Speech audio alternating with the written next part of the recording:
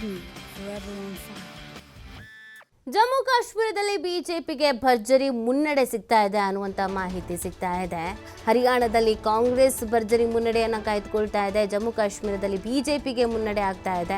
ನೋಡಿ, ಈಗ ಹರಿಯಾಣದಲ್ಲಿ ಕಾಂಗ್ರೆಸ್ಗೆ 45 ಸ್ಥಾನ ಅನ್ನುವಂಥದ್ದು ಗೊತ್ತಾಗ್ತಾ ಇದೆ.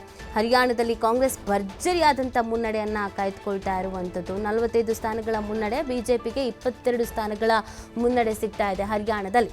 ಸೊ ಹರಿಯಾಣದಲ್ಲಿ ಈ ಬಾರಿ ಬಿಜೆಪಿಗೆ ಯಾಕೆ ಹಿನ್ನಡೆ ಅಥವಾ ಬಿಜೆಪಿ ಯಾಕೆ ಅಧಿಕಾರವನ್ನು ಕಳೆದುಕೊಳ್ಳುತ್ತೆ ಅನ್ನುವಂಥ ವಿಚಾರ ಬಂದಾಗ ಸಾಕಷ್ಟು ರೀತಿಯಾದಂಥ ಚರ್ಚೆಗಳು ಈ ಹಿಂದೆಯಿಂದಲೂ ಆಗಿದೆ. ಪ್ರಮುಖವಾಗಿ ಬಿಜೆಪಿ ತೆಗೆದುಕೊಂಡಂಥ ಕೆಲವೊಂದಷ್ಟು ನಿರ್ಧಾರಗಳು ಏನಿತ್ತೋ, ಆಡಳಿತ ವಿರೋಧಿ ಅಲೆ ಆಗಿರ್ಬೋದು, ರೈತ ವಿರೋಧಿ ನಿಲುವಾಗಿರ್ಬೋದು, ಅಥವಾ ಕುಸ್ತಿಪಟುಗಳ ಪ್ರತಿಭಟನೆ ವಿಚಾರದಲ್ಲಿ ತೋರಿದಂಥ ತಾತ್ಸಾರ ಆಗಿರ್ಬೋದು, ಇದೆಲ್ಲವೂ ಕೂಡ ಬಿಜೆಪಿ ಸೋಲಿಗೆ ಕಾರಣ ಆಗತ್ತೆ ಅನ್ನೋದನ್ನು ಸಮೀಕ್ಷೆಗಳು ಹೇಳಿತ್ತು.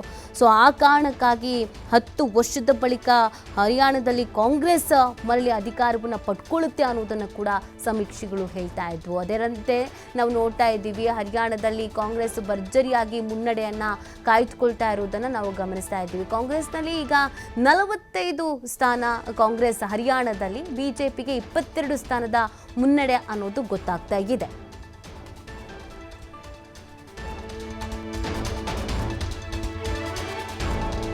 ಸದ್ಯದ ಅಪ್ಡೇಟ್ನ ನಾವು ನೋಡೋದಾದ್ರೆ, ಹರಿಯಾಣದಲ್ಲಿ ಕಾಂಗ್ರೆಸ್ನ ವಿನೇಶ್ ಫೋಗಟ್ ಮುನ್ನಡೆಯನ್ನ ಕಾಯ್ದುಕೊಳ್ತಾ ಇದ್ದಾರೆ ಅನ್ನೋದ್ರ ಬಗ್ಗೆ ಮಾಹಿತಿ ಸಿಗ್ತಾ ಇದೆ.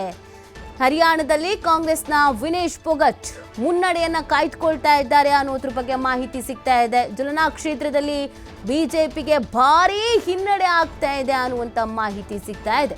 ಹರಿಯಾಣದ ಬೆಳವಣಿಗೆಯನ್ನ ನಾವು ನೋಡ್ತಾ ಇದ್ದೇವೆ. ಈ ಬಾರಿ ಪ್ರಮುಖ ಅಭ್ಯರ್ಥಿಗಳ ಪಟ್ಟಿಯಲ್ಲಿ ವಿನೇಶ್ ಫೋಗಟ್ ಕೂಡ ಇದ್ರು. ಸೊ ಇವರಿಗೆ ಮುನ್ನಡೆಯನ್ನ ಕಾಯ್ದುಕೊಳ್ತಾ ಇದ್ದಾರೆ. ಜುಲನಾ ಕ್ಷೇತ್ರದಲ್ಲಿ ಬಿಜೆಪಿಗೆ ಭಾರೀ ಹಿನ್ನಡೆ ಆಗ್ತಾ ಇದೆ. ಹರಿಯಾಣದಲ್ಲಿ ಕಾಂಗ್ರೆಸ್ 48 ಸ್ಥಾನಗಳಲ್ಲಿ ಮುನ್ನಡೆಯನ್ನ ಕಾಯ್ದುಕೊಳ್ತಾ ಇದೆ. ಬಿಜೆಪಿಗೆ 23 ಸ್ಥಾನದಲ್ಲಿ ಮುನ್ನಡೆ ಸಿಗ್ತಾ ಇದೆ ಅನ್ನುವಂಥ ಮಾಹಿತಿ ಸಿಗ್ತಾ ಇದೆ. ನೋಡಿ, ಬಹುತೇಕ ಮತಗಟ್ಟೆಗಳಲ್ಲಿ ಈಗ ಆಲ್ರೆಡಿ ಮತ ಎಣಿಕೆ ಕಾರ್ಯ ಪ್ರಾರಂಭ ಆಗಿದೆ. ಪ್ರಮುಖವಾಗಿ ಕಾಂಗ್ರೆಸ್ 45 ಸ್ಥಾನಗಳಲ್ಲಿ ಮುನ್ನಡೆಯನ್ನ ಕಾಯ್ದುಕೊಳ್ತಾ ಇದೆ. ಹರಿಯಾಣದಲ್ಲಿ ಕಾಂಗ್ರೆಸ್ನ ವಿನೇಶ್ ಫೋಗಟ್ ಮುನ್ನಡೆಯನ್ನ ಕಾಯ್ದುಕೊಂಡಿದ್ದಾರೆ ಅನ್ನುವಂಥ ಬ್ರೇಕಿಂಗ್ ನ್ಯೂಸ್. ಜುಲನಾ ಕ್ಷೇತ್ರದಲ್ಲಿ ಬಿಜೆಪಿಗೆ ಭಾರೀ ಹಿನ್ನಡೆ ಆಗಿದೆ ಅನ್ನುವಂಥ ಮಾಹಿತಿ ಸಿಗ್ತಾ ಇದೆ.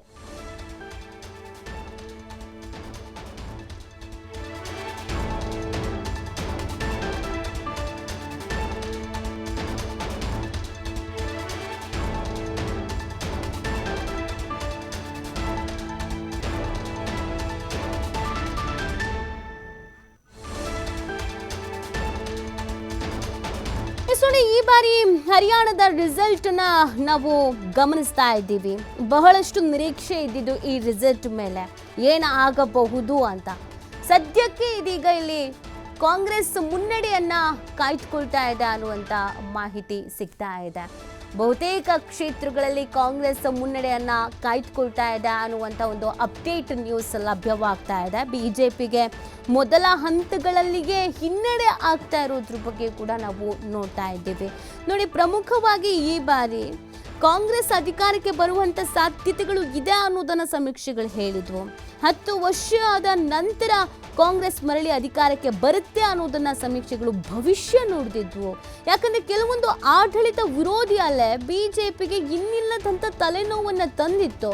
ಮತ್ತು ಬಿಜೆಪಿಗೆ ಮುಂಚಿತವಾಗಿಯೇ ನಮಗೆ ಇಲ್ಲೇನೋ ಸಮಸ್ಯೆ ಆಗುತ್ತೆ ಅಥವಾ ಹಿನ್ನಡೆ ಆಗುತ್ತೆ ಅಥವಾ ಒಂದು ಮುಜುಗರಕ್ಕೆ ಆಗಬೇಕಾಗತ್ತೆ, ಆ ಥರದೊಂದು ಪರಿಸ್ಥಿತಿ ನಿರ್ಮಾಣ ಆಗುತ್ತೆ ಅನ್ನೋದು ಬಿಜೆಪಿಗೂ ಕೂಡ ಅರಿವಿತ್ತು ಅಂತ ಕಾಣಿಸುತ್ತೆ. ಆ ಕಾರಣಕ್ಕಾಗಿ ಈ ಬಾರಿ 2014-19ಕ್ಕೆ ಹೋಲಿಸಿದಾಗ ಅತಿ ಕಡಿಮೆ ರ್ಯಾಲಿಗಳನ್ನು, ಅತಿ ಕಡಿಮೆ ಪ್ರಚಾರಗಳನ್ನೇ ಮಾಡಿದ್ರು.